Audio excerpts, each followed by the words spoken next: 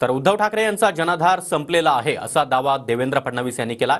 मराठी हिंदू मतं सोबत नसल्याने त्यांच्या रॅलीमध्ये आता हिरवे झेंडे नाचतायत। दादरमधील बैठकीतून देवेंद्र फडणवीस यांनी उद्धव ठाकरे यांच्यावर जोरदार निशाणा साधलाय। आपलंच सरकार येईल अशी परिस्थिती, मात्र आत्मविश्वासामुळे विकेट पडू देऊ नका। देवेंद्र फडणवीस यांनी कार्यकर्त्यांना देखील कानमंत्र दिलाय।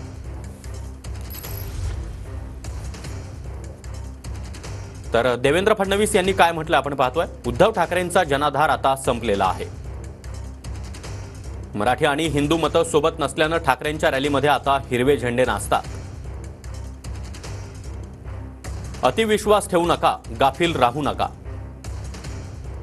विरोधक एकत्र आलेत, कुठलीही तडजोड करायला विरोधक तयार आहे। सरकारने केलेल्या कामामुळे लोक आपल्या सोबत आहेत असा दावा देखील देवेंद्र फडणवीसांनी केला।